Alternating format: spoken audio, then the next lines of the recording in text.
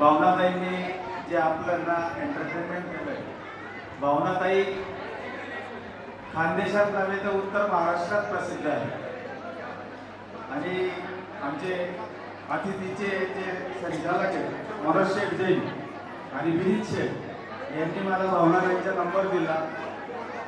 डोळ्यावर भावनाताई आल्या. खरं तर स्वर्णशिडी हा कार्यक्रम मी फक्त जैन समाजात पाहिलेला आहे. मला आठवतो की जैन समाजात खूप मोठ्या धामधुमीने हा स्वर्णशिडीचा कार्यक्रम केला जातो.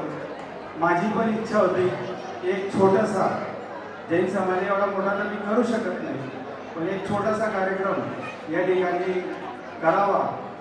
आणि मी आमच्या किरण भाभी, सुवर्णा भाभी, रमेश शेठ यांच्याशी चर्चा करत राहायचो की काय काय करावं लागेल, काय काय करावं लागेल. आमची नीलम यांच्याशी चर्चा केली, कारण आपल्या अंगवळणी नाही आहे तो कार्यक्रम. त्यामुळे मी जो पण काही छोटा खाली कार्यक्रम केला त्यात काही चूकभूल झाली असेल तर मला माफ करावी.